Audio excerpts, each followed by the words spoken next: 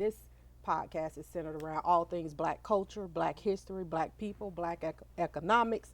So we're very intentional about what we talk about when we're on here. Okay. So, with that being said, I want to make sure I give you an opportunity to talk to the people and tell them what you want to say to start off, and then we'll jump right into it. Well, first of all, I want to thank you for having me. And I love having the opportunity to tell people what's going on in Pompano because there's a lot going on that people don't know about. And that's the reason I'm here to inform everybody as to what's going on. So I'm a native of Pompano Beach, born and raised here. I went to school at Sanders Park, Pompano Middle, and I graduated from Pompano High School and graduated from Trinity International University with a degree in communications and organizational leadership. So with that, I moved away and came back home in 1983, and I've been involved ever since. 1983. Yes, ma'am. I ain't gonna tell you what year I was born. I'm not gonna tell you. That's I'm how not long gonna I've tell been you. involved in Pompano. Yeah. So, yeah. Okay, so you spoke about something you said is that you want to make sure people know what's going on in Pompano because a lot of people don't know. What is the number one thing you think people need to know but they don't know in Pompano? Well, the number one issue right now I'm getting as far as complaints is people looking for housing. So that's the number one issue, and I want people to know that I am working very hard trying to work on some kind of affordable housing in the Northwest area. The city of Pompano staff is trying to get basically market rate apartments in the area. And market rate starts at $4,000, $5,000 a month, which we can't afford that. And that's what I consider gentrification because you're moving our people out because we can't afford that. But I'm really fighting for affordable housing and workforce housing. Now, in my Workforce district- housing. So can you explain, because that's a new terminology that's Yes. going around. What exactly is workforce housing? Okay, workforce housing is for teachers, firefighters, people that have basic jobs around the area and just want to move in the area where they're working. So that is considered workforce housing. Okay. So, Now, are those market rate or are they affordable? well, usually they're about the same. Market rate and workforce housing is about the same. But I'm trying to do work on both because that is the need right now. Okay. And if you notice in Pompano, the needs change. You know, when I was first elected in 2016, the issue was chickens. You know? Yeah, they and still everybody here was talking though. about the chickens, so we asked the city manager to have someone come in and help pick up these chickens and get them out of here. So we don't see them like we used to. And it was a big problem with prostitution. So we don't see that like we used to. But of course, we still have a homeless problem that we need to address that's not going to go away. And I have recommended to the city that we organize or establish a homeless board for the city because we only have one person that's taking care of the entire city when it comes to homelessness, and it's just not enough. So, I hear the separation you make between the city and what you do as an elected official. Why do you separate it like that, and what is the difference? Because people come to you work with the city, for the city to implement what it is that the people want, your constituents that vote you in, but you're separating yourself from them. Why is that, and what can be done to make sure that what you're saying the people are telling you is getting to the city? Right.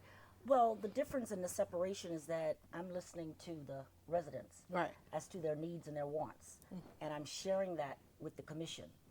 They don't want to hear it. They have their own set agenda, and of course we have 5 districts in the city, so all of the districts have different needs. Right. And I'm always talking about what my district need, what they want, and it looks like Beverly is the mad black woman for mentioning all these things, but I have to share with them what the people want. I'm here for the people. I listen, I hear. They're not listening. So I will keep on until I can get some things passed and things we need in the district. So, Commissioner Perkins, you're the first black woman to be elected a commissioner in Pompano. That says a lot about Pompano when we're talking about inclusion for black women in positions of authority and power within this city. We also have our assistant city manager, one of our assistant city managers is a black woman. Now, I want to bring this up because at the meeting that they had for the selection of the new master developer, I heard for the first time Assistant City Manager Suzette Sybil speak up. I was proud to hear her speak up because you hardly ever hear Suzette speak up from a point of firmness of where she stands on something. She gives reports. She's great at her job. I haven't seen her do anything like that. And you spoke about, Suzette, this is the first time me hearing you speak up. Why did you say that? Well, she's been in the position when I was elected in 2016 is when she was given the position as assistant city manager. She thus far hasn't done anything to help the Northwest or the black community. The reason I said that is because she is the chosen one, commissioner, well, not commissioner, but she's the chosen staff member to negotiate everything with the new downtown MLK. So she's the go-to person, so that's her baby, her job to do the negotiation. So do you have a relationship with her? So if she's the go-to person and she spoke up, how is your relationship with her? And is that a relationship that needs to be fostered so that the negotiation does include the Northwest District? Do you have that relationship? Yes, well, I am working on that. We do not have that at this moment, but I am working on that now that I know she's the person that's going to be doing negotiation. And I think we should talk about a little bit about the project that's coming. Okay. It's a $1.5 billion project, something we will never see in the Northwest again. So the project starts at the overpath of I-95, Okay. east to Dixie Highway, and it sits between Atlantic and Martin Luther King. So it sits in the Northwest community. Yeah. I think what really surprised me was that there was 2 meetings held on the east side for this project. And I felt it should have been one on the east side and one on the west side. So of course I had to have a meeting for the people in the Northwest to inform them about this project, which is a huge project, and we want a piece of the pie, of course. And then one of the commissioners on the dais said, well, this is really not a Northwest project, it's for the whole city. And you know, my take was, okay, well, when we improved the beach, we had to include those people that live around the beach. And we have a $1 billion project coming up in Palm Air, which is the casino. And when you do that project, you got to consider Palm Air. So we're in the Northwest. You need to consider the people that are around that project as well, so that we can have some input into the project. What would you like to see? If you could lay it out right now, your wish list, what would you like to see for as inclusion in this project, a $1.5 billion project? That's a lot of money. 1.5 billion. You already stated you want our piece of the pie. You want us to be included. What does that look like? Well, I don't want to go into the details because what I did was formed a little committee to put together what we want in the project, and we've done that. But the most important part is this project is going to bring about 1,000 people in that project. You're going to have townhouses, apartments, and condos. So with that, I want to make sure we get some affordable housing in there and some workforce housing in there, so at least we can be living in that area. The other, I have about 10 to 15 different other things that we want to see in the project that I won't share right now, but you will be hearing about it in the next, I would say, 2 weeks. Yeah, okay. Yeah. So, Well, yeah, so you don't want to give me no exclusive? Well, you don't know, want to? it's a benefit for everybody, but we want to include in that project some of our pioneers and some of our former football players and some of the businesses that used to exist on Martin Luther King Boulevard, something that our kids can use to say they can go to school there, or HBCU, or some kind of vocational for the kids or for adults. We want all of that included in this project. So I have a very good relationship with the developer, Phil, and he has been working with me and a few others, and we're working on those things. And I'm glad you brought up Phil. You had a meeting and you had Phil to come, and he stood there. I gotta say, he stood there and he listened. He's a tough white boy Yeah. because he stood there and he listened to everybody say what all they had to say. And I do think he was prepared to answer any question if he could.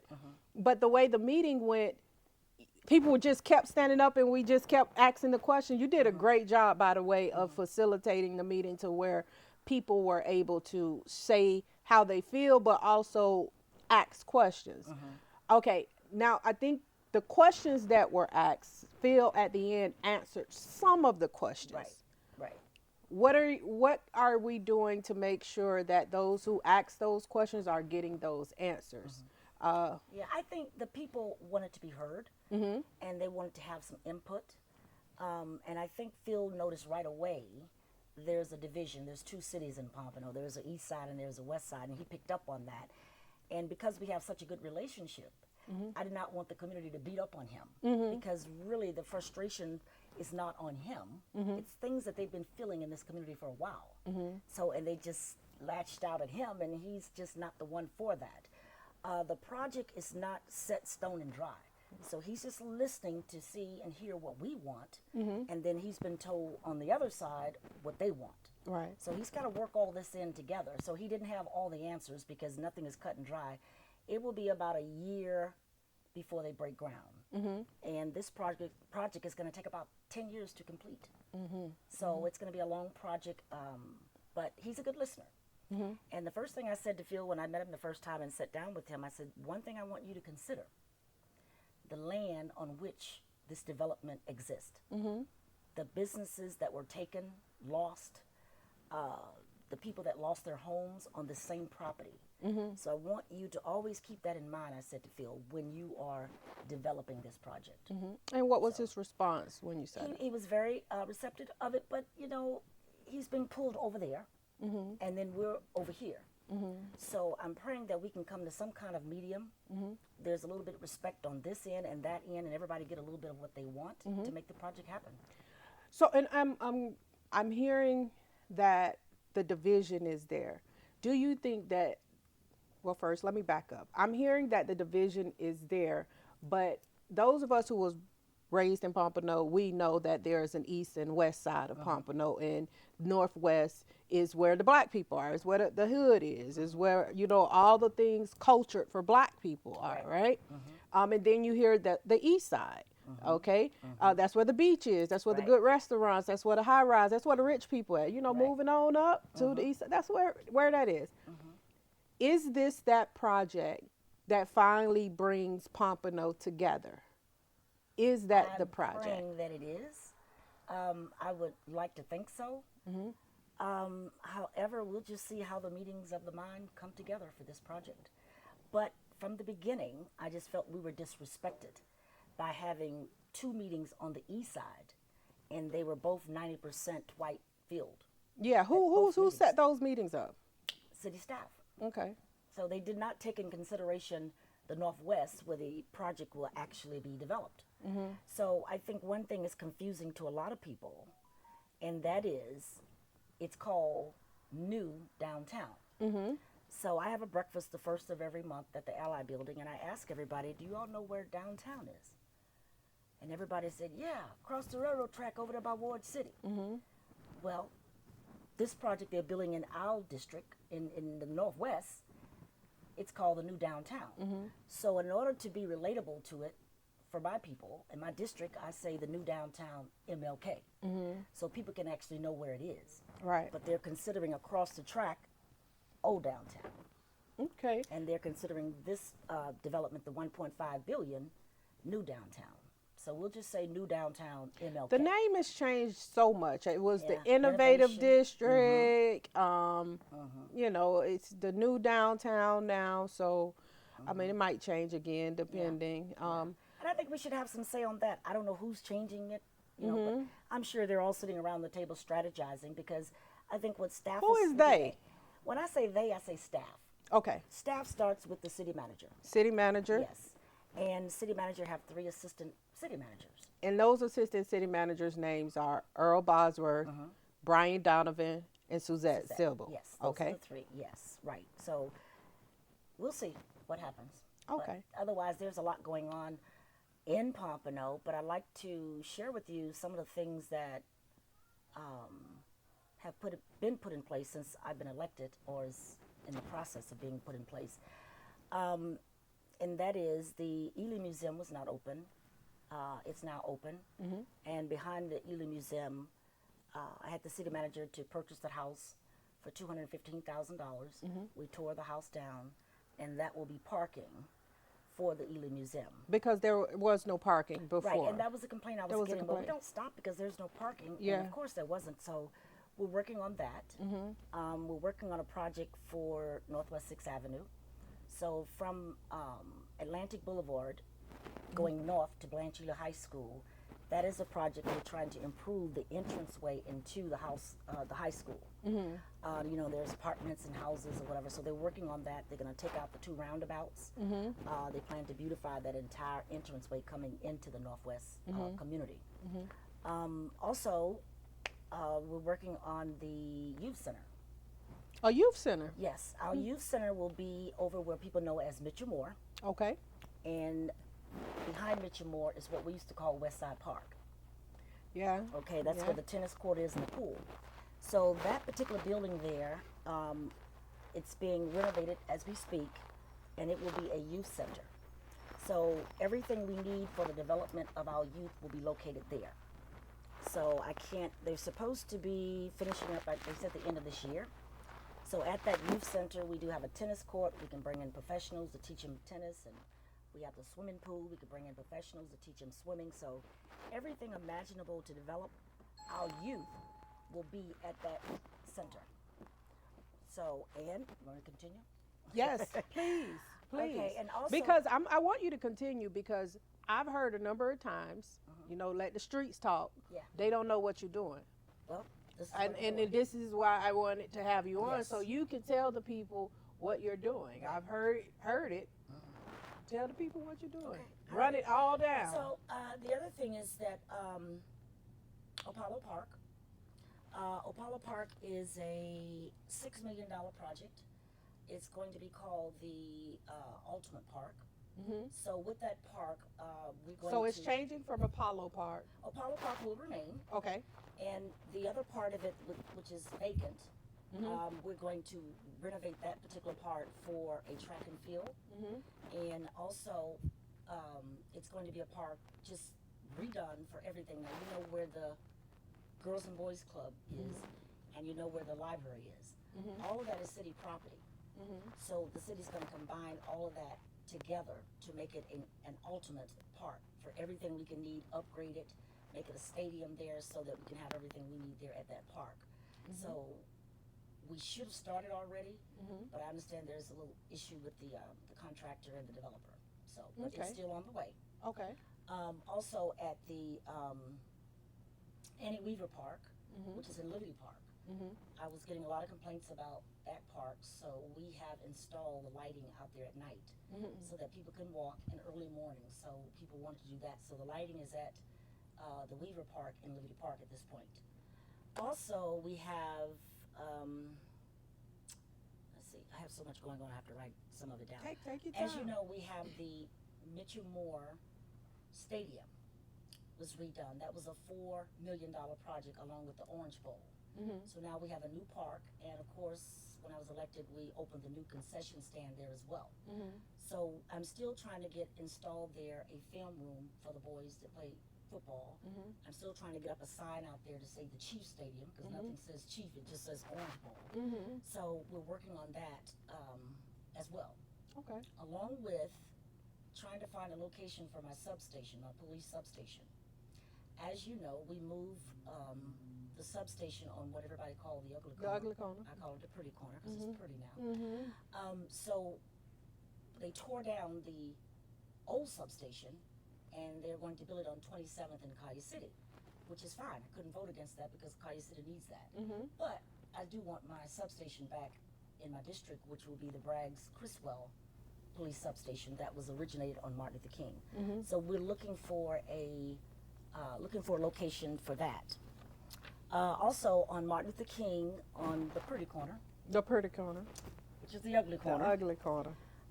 we've been having a lot of accidents on that intersection there. Right, that light So, passing right there. Yeah, yes. it's confusing. I've been working on that for 3 years. So finally, the Broward County has given the approval to put a traffic light there on that intersection. There is a traffic right there on Ugly. There's Yeah, a but traffic it's light not- right there, it's but a it's not. working- It's a blinking kind of light. It would be an actual light where you stop and go and stop and go. Okay. Right now, it's just a blinking. There are a lot of accidents there in that corner, that intersection. Okay. So we, plan to have that installed by or before the end of the year. But they've started working on it because they were there last week when I was there working on it. Also, we have, let's see, we have the Estero house. I was trying to get the city manager To buy it. to buy it. That was a disagreement that we had. His information was Miss Estero didn't live there. Mm-hmm. Well, I'm like, well, fine, it's still the family house. Mm-hmm. And because he felt we shouldn't buy it because she never lived there. Mm-hmm. We didn't get it. So what we did agree on was putting a statue or some kind of monument of her on the intersection of Martin Luther King and 3rd. Mm-hmm. So we did agree upon that. Okay. So we have something in memory of her. Mm-hmm. Okay, and What you brought up, Esther Roll. yes, Let me ask you, where is she buried? Westview Cemetery. And Westview Cemetery right now is undergoing a lot of It's a legal it's a- controversy. yes, legal battle. I did see the press release from Ben Crump that he has taken on that case. Now, I mean, I know what I read about it. I haven't attended the meetings. And I'm thinking this is something we can all agree on in the Northwest District or any black community. We fight on so many different fronts. It's hard for us to know what's going on in every arena. But when it comes to the Westview Cemetery, what is the issue and what can fix it right now? And why is Ben Crump involved? Well, the cemetery has been an issue for years. I served on the cemetery board, I want to say in the early 90s. When I served on that board, it was an older group, and I was a young girl on the block. So I couldn't get nothing passed. They were just not listening to me. Let's do this, let's do that, problems. Okay, so years later, I started working in the cemetery office, trying to get things done there, still a board that was dysfunctional. So I've come to the agreement that that cemetery is very historical, and that I've counted at least 12 loved ones I have out there, so it's dear to everybody's heart.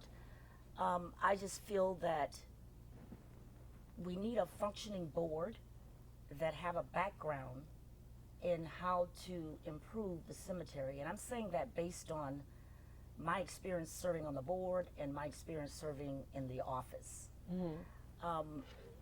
You need business-minded people on that board. Now, we all care about it, but we all think about improving it in different ways. We've been painting the graves out there for about 25, 30 years, and that's just not enough. So I don't know what the solution is, but excuse me, I do know that something needs to be done with the cemetery. There were meetings that I was told from the city attorney, don't attend the meetings because it could come before the commission. So I withdrew myself from the meetings for that reason. So the city attorney says that you not to go because it could become before the commission. That was a while back. Okay. Okay, so now that we know it's not coming before the commission, I can't attend the meetings now, it's okay. Okay. Because if I said anything, I would have to excuse myself from voting. So, but where we are right now is that everybody just want to see some improvements at the cemetery. Yeah. That's just the bottom line. It's so sad that we have two groups fighting as to who will take control of the cemetery. Yeah. And I just want, like everybody else, for it to be improved. Right. Right. Because we have, Esterol out there, and it's just sad when you ride by and you see the exposure on Yeah. Copeland's Road, no fence, no Nothing. blocking. It's just, it looks terrible. Yeah. It really does. I do think the city can take a better stance Yes. with getting Westview Cemetery where it needs to be. I think it's due, you know, and I think the city has to take a bold stance, especially right now with this downtown project and everything that's coming. As much as the city is trying to rebrand itself to be inclusive and more diverse, you have to also, you know, take care of the people, the Black community who has helped build your wealth up and who you are as a city. I'm very upfront about that. I just think we don't have the tools or the resources on that board. If the people on the board knew how to fix it, it would be fixed. Exactly. And the fact that, and it's been like that for however many years, and the infighting, we could be fighting to get on one issue, and because we fighting on this issue, you want to fight on me on every issue instead of just fighting me on this issue, and then we might be on the same page on this issue, but there's a lot of personal, you know, a lot of I don't like you. And I think that gets in the way of us making intelligent and logical decisions and business decisions, because I've been saying this to myself for a past year. Like when I started coming back after I had my son and everything, when I started coming back to commission meetings, I had to reassess how I wanted to come. And I realized that I've been coming down here carrying every emotion I have and trying to make these people care. And they don't. Times have changed. And they don't. The racism is so in your face now. It's not hidden anymore. It's Yeah. not hidden. But going back to what you were saying about the cemetery, I think the city will step in and help a lot with the cemetery once the courts decide which board will be the board. Yeah. And I think the city will step in at that point, because of course we need the city and all the resources we can get to improve that cemetery. I do have hopes that it will happen one day, and I hope that day is soon. Yeah. So I want to switch gears a bit here, because we have a lot happening in your district, and I got you for an hour, and I want to make sure we talk about as much as possible. Tomorrow is a town hall meeting with the BSO Sheriff Gregory Tony. Yes. He will be in Pompano talking about the crime and gun violence in Pompano. Okay.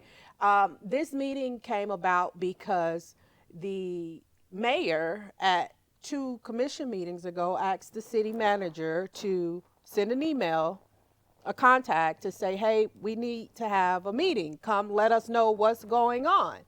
And I see you rolling your eyes. So I want to hear from you. You know, the thing is, why now? Well, it's election time. There you go. You know, it's Thank election you. time. Thank I mean, you. but that's that's Thank nothing new. I mean, I don't think that's new. But the thing is that if we're paying BSO $59 million a year, it's so easy for the city manager to say, well, look, I need you all to take care of all this shooting. That could have been done years ago. Right. He doesn't choose to do that. So the mayor said, we want to get Tony up in here, and it should have been said 2 or 3 years ago.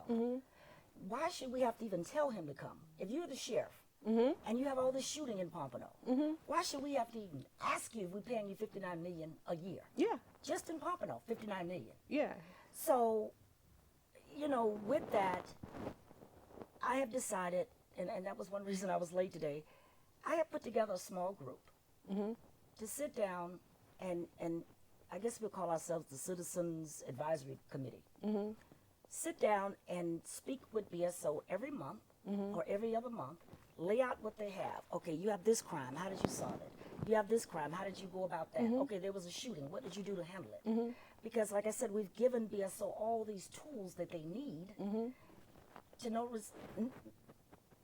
nothing. So I want to bring this up too, because there was a meeting that you and I were in a couple years ago, where 3 AUSAs came to Pompano to find out about the gun violence. Say about 2-3 years ago, right?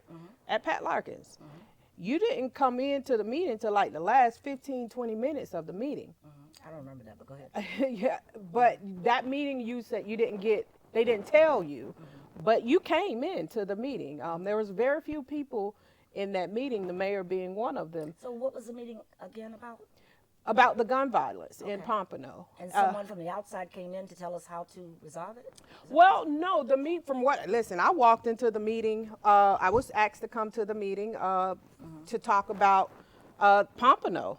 And when we got there, when I got there, there was, let's see, there was Pastor Stanley, there was Delia Baker. This is at the EPAT Larkins? At the EPAT Larkins, Okay. it was George Rich, Pastor George Rich, Whitney Rawls. Oh, the meeting, the little sidebar meeting. Oh, yes. Yes. Okay, now I know Yes. what you're talking about. Okay. Yes. I didn't know that was about gun violence. Yes, no, that was about gun violence. Oh, okay, That okay, was yes. about gun violence. That was about the safe.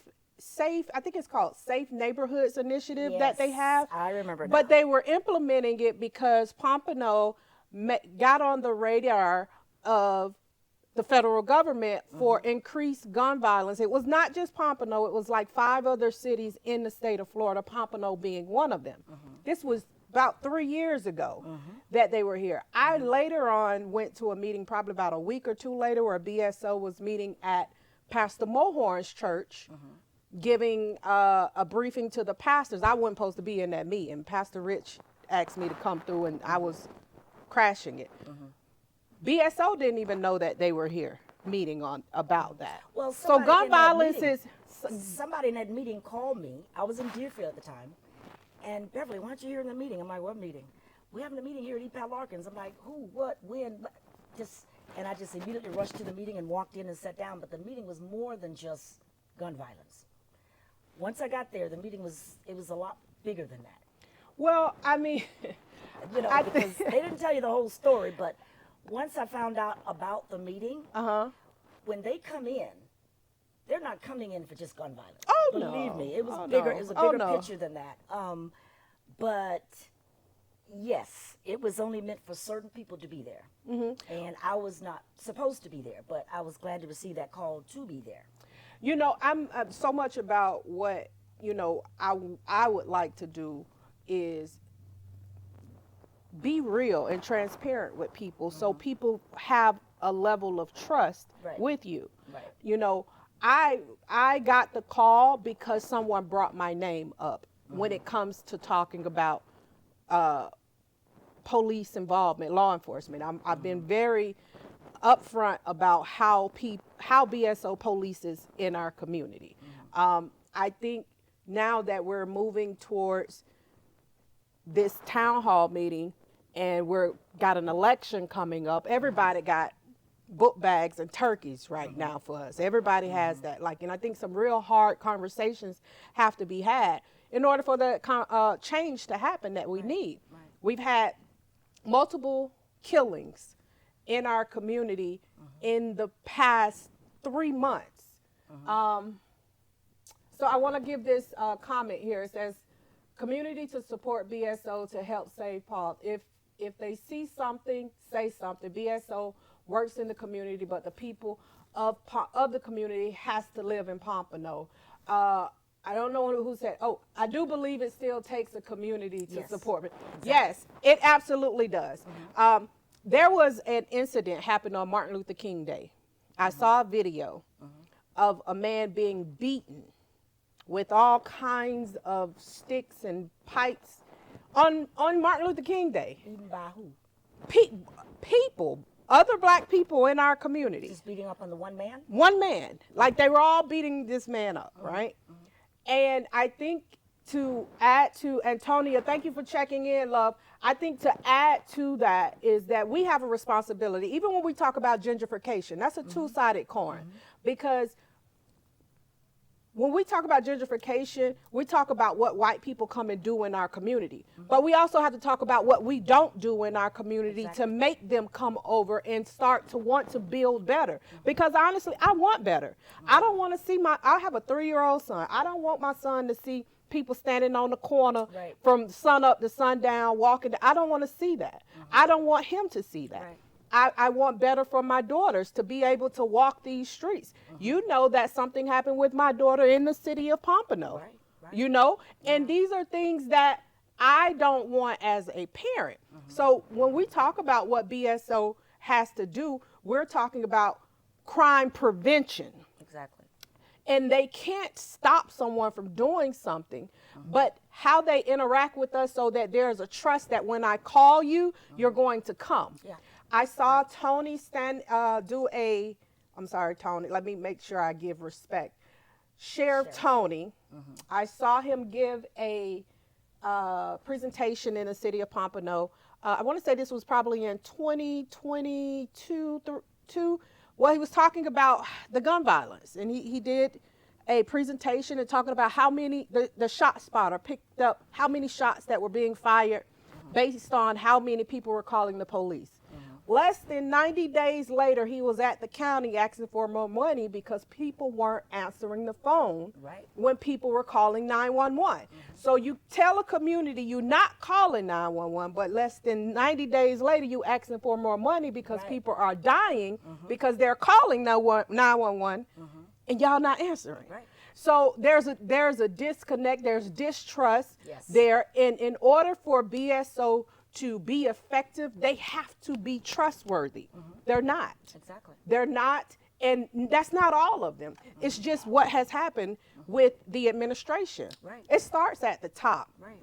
I see at the commission meeting, I see all of the high level BSO, you have all of them there. And those aren't the people that I interact with, that I would interact with for a traffic stop or something, you know, but Exactly. they are all pleasant to me, from Captain Torres to Captain Stallings. They're all pleasant. I've had conversations with them. They are good people. I also know that they work in an organization that requires them to be in line with what is happening. Right. And now we're walking into a conversation tomorrow where people are angry because their loved ones are being killed, gunned down in their city, and it doesn't seem like it's decreasing. So I want to give you an opportunity to speak to what you want people to know about this meeting. What do you want them to do? And then also, what action items can they do even after that meeting to hold themselves accountable, but also BSO? Well, I like to hear what the sheriff has to say that he should have said 3-4 years ago when all this started. A lot of shootings you don't hear about. I do. So you know, about 2-3 months ago, a 17-year-old was killed right behind Portia Funeral Home. We've had 2 killings at the McDonald's right here on Copens, because that's the little drop point for them to get back on 95. And they were black, but they weren't from this community, so you didn't hear about them. So there are a lot of shootings going on. You say they weren't black. They were black. They were black, but they weren't from the this community. area. Yes, Okay. right. So you didn't hear much about that. But I'm very interested in hearing what the sheriff has to say. But I've come to realization that I've got to get a group of people sitting at the table with BSO to strategize how we're going to stop this. They're not going to do it if we don't do it. So we got to sit down to the table, and we got to iron this out and pay attention to what they're doing. Now, I'm not one of BSO favorite people, because I said from the beginning, before I was elected, that I think we need to go back to our own City of Pompano policing. And the reason I've always said that is because we'll have better control as to what goes on in our city, rather than the control being on Broward, downtown Broward, with all the colonels. There's a big disconnect with the City of Pompano Beach and BSO. Yeah. There's no connection. I have always said, if you know the police officer well and you befriend him, you'll feel more comfortable talking to him. But you're not going to just talk to a stranger. So the thing I get from BSO is, well, the black community, they're not talking, they're not telling on each other, they're not saying anything, so we can't solve it. So my question was to them, okay, if one of your cop friends did something wrong, you going to tell on him? Yeah. I mean, It that's goes both the ways. yeah. I mean, you know, so people just don't talk. You just got to do your job. And I just think more emphasis need to be put and placed on Pompano. But we got to sit down to the table. We got to start talking. It's sad when you have to talk to these parents that have lost children in the streets. It's just sad. And you have a city manager sitting on the dais saying we should check their backpacks. You know, Well, he didn't just say we should check their backpacks. He said it starts with the parents. And the parents are not doing the right thing with their kids, I guess, at home.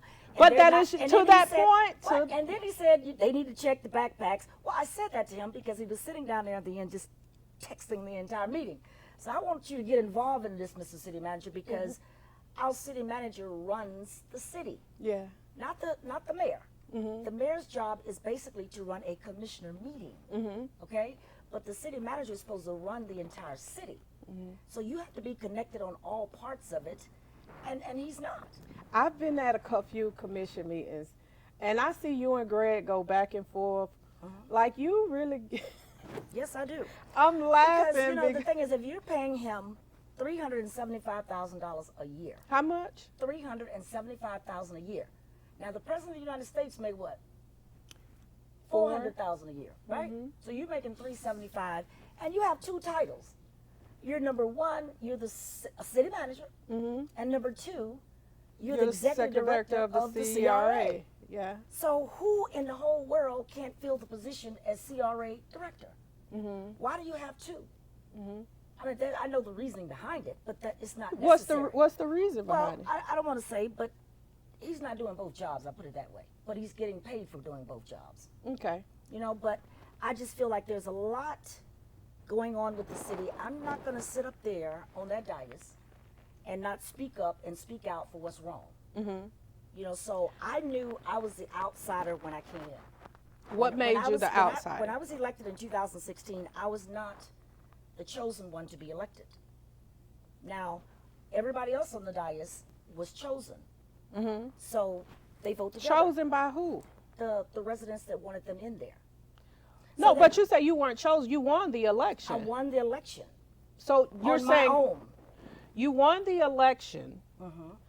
So, On my but you own. weren't chosen. The people chose you. No, what I'm saying is the people that chose those people on the dais that they wanted to vote their way and do the things their way, they had their chosen ones for that. And I was the only one that wasn't chosen in that group. Okay, so So because that's why I don't have to be chastised that I have to vote a certain way. I could just listen to my people and vote. But So- let me ask you this. Okay, let's just say, and I'm throwing hypotheticals out there because you're saying that there is this puppet that is, well, puppet master. Let's say maybe 4 or 5 of them. Okay. Oh, yes, a lot of them. That saying, hey, we want this commissioner, this Yes. commissioner, this commissioner, this mayor, this commissioner, and you're saying that you're not in that list I wasn't supposed to be. supposed to be there. Right. You ran against Ed Phillips that year. He was the chosen one, not me. Oh, so he was the chosen one and not you. So you are the outsider. So let me ask you this. I'm not the yes girl. You're not the so how many votes you need to make anything happen on that dais? 3. 3. 4. So if you're the outsider, what are the chances of you getting what your community need? Very slim. Very slim. And let me tell you why. When you look at Tallahassee, there are about 80-something Republicans and there are about 30-something Democrats. When you look at Congress, majority Republicans run it, Democrats struggling. Same here. I have tried every method I know how to try to get along with the city manager and with the other commissioners. Now, I still do believe in collegiate voting. Collegiate voting means whatever that commissioner want in their district, you vote for it because she or he know what they want in that district. I've never really voted against anybody on the district. So they're trying to show the community, oh, well, we're not going to give her what she wants, so y'all shouldn't reelect her. Well, you can't stop my mouth either because I'm going to tell the truth. I'm not bought for, I'm not paid under the table, around the table, and that's just not who I am. So we've had other commissioners to do that, but that's just not who I am. If it's wrong, I'm going to call it the way I see it. I don't say everything that comes to my mind, but I do if I'm pushed to do so. Okay. Yeah. All right. So So the thing is, if I decide that I want to humble myself to them and do exactly what they want me to do, I wouldn't still get anything in my district. Because look at the commissioners before me. I've gotten I've gotten a lot more done than they've done the entire time they've been a commissioner. So I just have to push harder, drive harder, and work harder. That's all. Okay. But I'm just not the yes girl. I'm like I said, I'm for the people. I don't forget my focus. I don't care what's going on around me, all the talk, all of this, all of that. I somewhat hear some of it, and then sometimes I don't. But my focus is trying to get my district improved. And I don't lose that focus. And believe me, I don't, people always say, I feel so sorry for you because you go through so much. I don't take anything that I'm going through personal. Okay. That's why it doesn't bother me. And that's why I continue to fight, because I was born and raised here. Nobody down there at City Hall staff was born and raised here. They just have a job to do when they go home. I live here. I was born here. I was raised here, right in Sanders Park. I'm not going anywhere. So why should I go away? So, Commissioner, you are running for re-election this November. Okay. I think I've seen you have 2 other people running against you at this point. Who are they? I let the streets tell it. You got 2 other. Until they make themselves known, you are the incumbent running. I need you to tell who those 2 people. Well, I think the same people who ran against you last time, Ed Phillips and Mary Phillips ran against you last time, but I'm hearing that it's Ed Phillips and Kevin Eason. Okay. So until they confirm that, allegedly they are running against you, and you're the incumbent. I want to say that you've been in the seat for 8 years. Okay. And I can't vote for you. Okay. The last time a commissioner said something to me because I couldn't vote for him, he didn't sit in that seat anymore. So I want you to tell the people why they should vote for you, because I don't endorse, but I think people need to hear from these people who are asking them to come out and vote, because let's be honest, people are not moved, especially my generation. I know. We are not moved to get out and go vote. Right. I'd rather go have a drink. I'd rather go watch my son, because there's nothing. The younger people are not voting, but it's not just a problem in Pompano. No, that's all over the United States. So everybody is, when we have the Black Elected Officials Conference in Kissimmee every year, all of us Black elected officials get around the table and we all talk about it. What are you doing? What are you doing to get your young people? And everybody at the table is like, I've tried this, I've tried that, I've tried this, because that older group that was in Pompano in the 80s and 90s, they've died out, and they held the community together. So now we have a younger generation that we have to reach through social media, and things have really changed. I think the younger people are not involved because they don't feel like they're being heard, number one. And I think number 2 is that they've never wanted to get involved because they don't know where to start. They don't know who to talk to about what. They just go along each day until something affects them where they would have to get involved. But my thing is this: I'm getting older, and I would love to train someone everything I know, teach them everything I know, and pass the power to them, knowing that they would do the right thing, because it's a lonely place when you stand alone. But when you stand alone and know you're standing for the right reason, it's okay.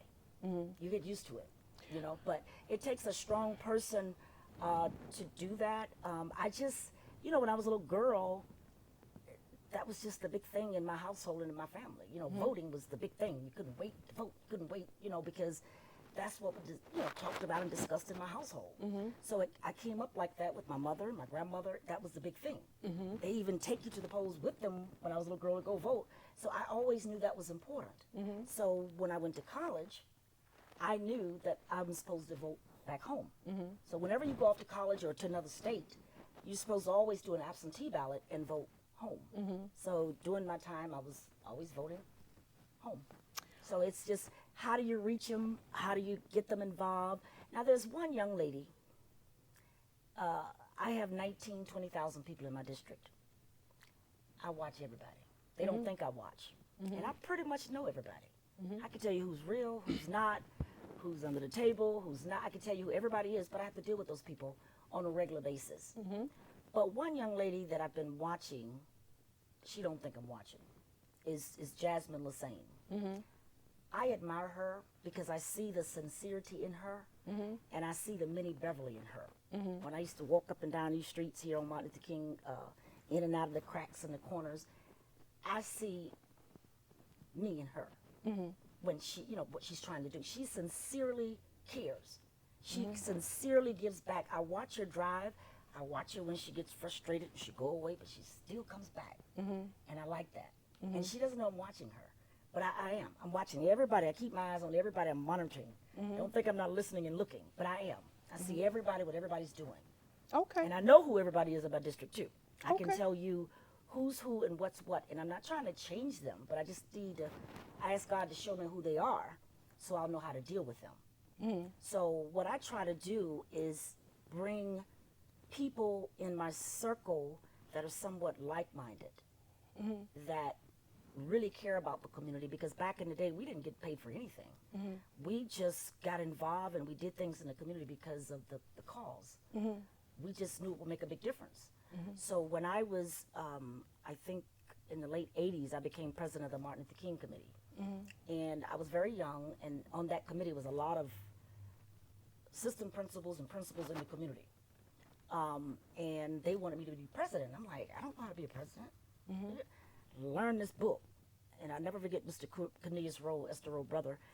He says, learn this book. And I looked at it and I said, Robert Rules of Order, I don't know what that is. Learn it. And back then you had a lot of respect for your elders. So I had a week to learn that book. When I went back, I had Mr. Sworn, Cornelius Rowe, Joe Smiths, Purcell Houston, Bob Williams. All those guys were on me. And they really made me tough because they taught me how to conduct myself in a meeting, what to do in the meeting, how you go about a meeting. And that's how I learned. So I'm like, well, I don't know what to do now. And they said, well, we want two things. We want you to change that name, Hammondville Road, to Martin Luther King. And we want you to bring a festival into the community. And I said, oh, I could do that. Easy. So from that time to this time, back in the, I want to say early 90s, that was the last time I've ever seen people pack City Hall every commissioner meeting for 6 months because we were fighting with the name change. It was nationwide news, and we would have a meeting. I get to City Hall, and the meeting started at 7. We tell everybody 6. We packed City Hall, and they came every meeting. And we fought, trying to get this name Hammond off. And then they decided, we'll take 2 names. We'll keep both names. I'm like, no. One is a slave driver, Hammond, and the other one is a civil rights leader. Perkins, we voted. You have to stand before the cameras and tell them. And I thought, oh, I was about to cry, right? And I'm like, we'll take 2 names. And I said, before I die, I will get Hammond's name taken off that road, if you know his history. And that's what happened, I think, in 2018. So there's nothing on this road here that says Hammond on it. So I did get it off. But I was so glad that I had those guys to train me, to make me as strong as I am today. I do know when to humble myself. It doesn't look like it, but I do. I know when to humble myself, but the training that I went through under them helped me a lot. So I tell people, they just feel like, well, I could just run. Well, they feel like they can run because they're 18 and they don't have a felony. But it's more to it than that. Well, not according to Donald Trump. I'm just saying, if you do it the right way. I mean, but what is the right way, Commissioner? Because I want to say this. I've come up in Pompano and learning what I've learned. There's always been blockings for people to advance. And not necessarily always coming from the city, but from within our own community. And there are people who can run because they feel they're qualified, but you got to get the votes at the end of the day. Right. And when we talk about right now who's voting in District 4, what you have like 13,000 registered voters in your district.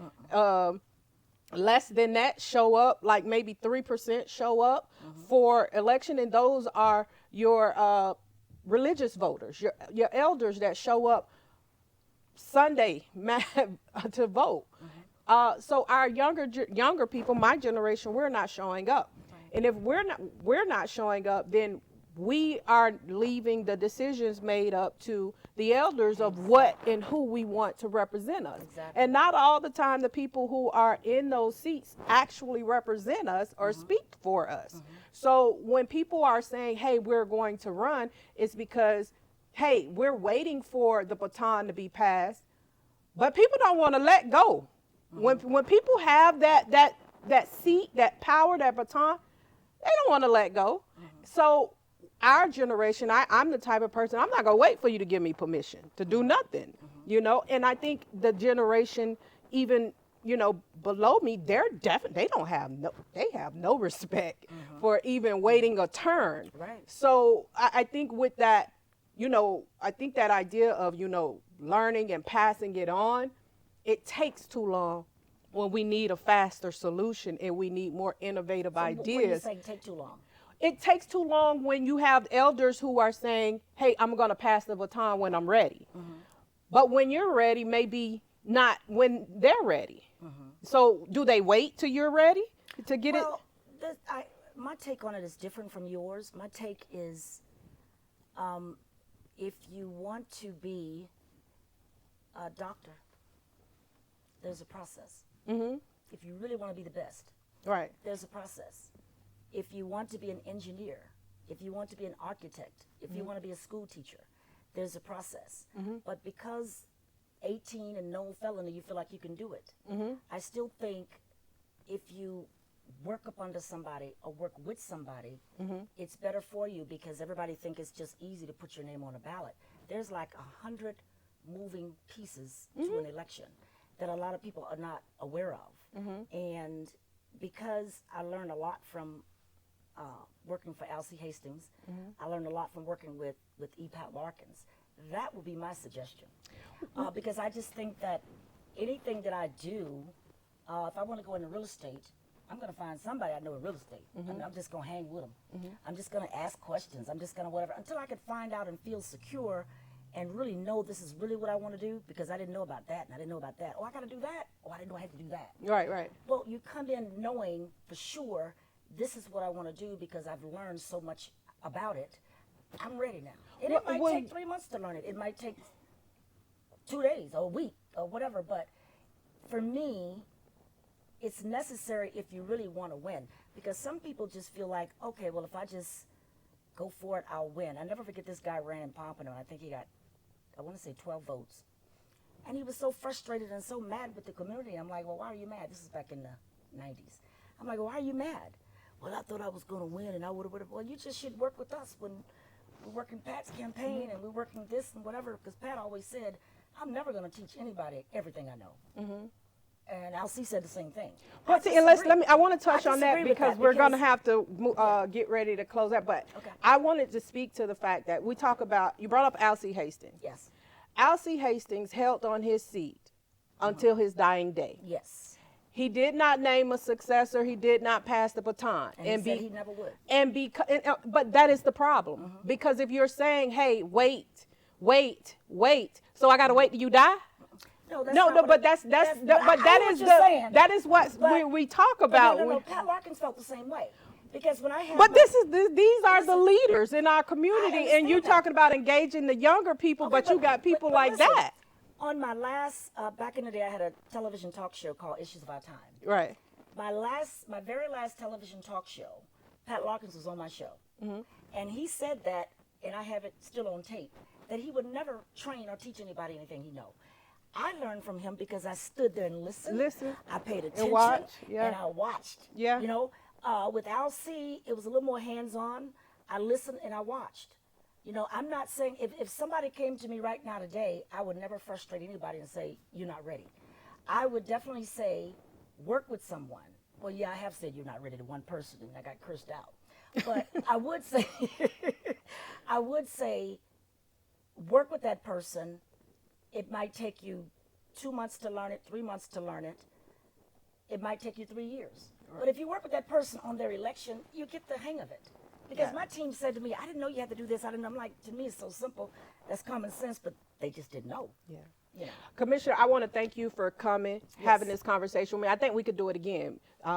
As we move forward, especially coming up to the election, I'm reaching out to everybody who run. There's an open invitation. There's a video of our last guest, which is Mr. Commissioner. Don't let me slip this man's name out my mouth like that. Robert McKenzie. Oh, McKenzie. Okay. Robert McKenzie.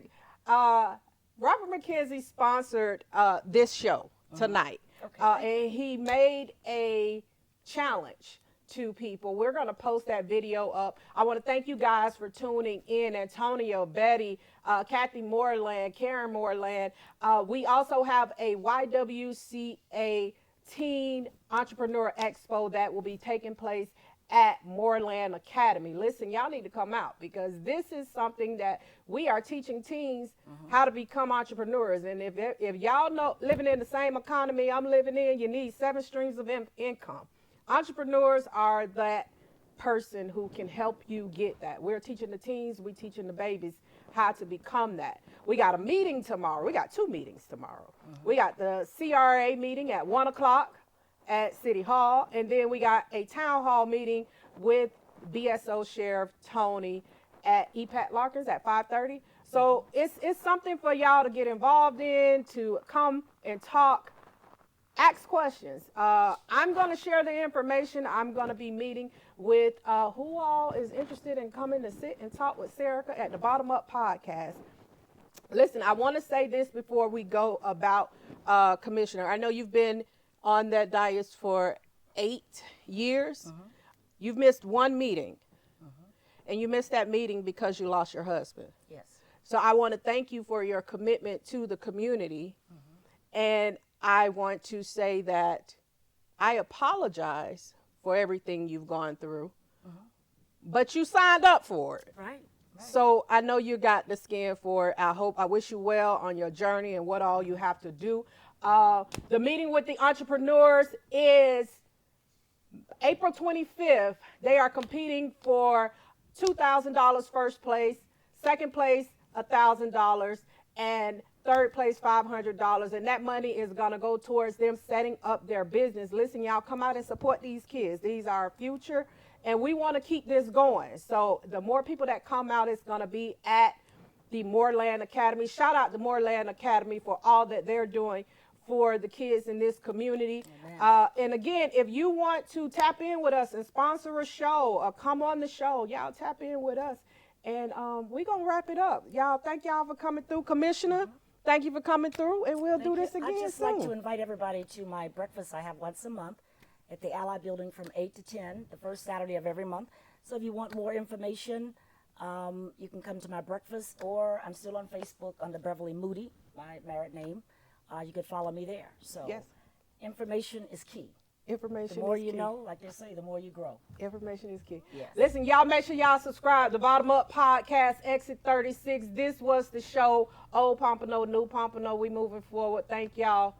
We'll see y'all next time. All right. Thank you. The metaverse.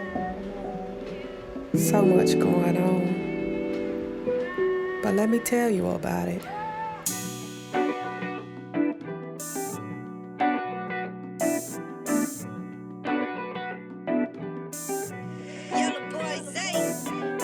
I worry about your spirit when you take pictures with money. I mean, they're dead presidents whose cabinets never have any canned goods. That would mean it's all good in the hood, and we all know it's really not. But the block is hot, and the pot just got legal. Proving that the grass is greener on the other side. Ride for the homies when money is the motive, but the funds getting lower and the trees getting higher, more potent with fire. You hire liars to tell you the truth, but listen to your lawyer. He knows what's best for you. He got an inside track on how to get it back. The cars, the clothes, the hoes, who knows? You might hit a lick. Stack enough bread to get off your dick. Head in the wrong place, you chase, they race. Keep up the pace. Fast life. Ain't no time for thinking. Pussy on your mind, that's why you sinking. Couldn't figure out really what she was thinking. Money over bitches, but it's bitches over money, cause the bitches got money now. So what's your value?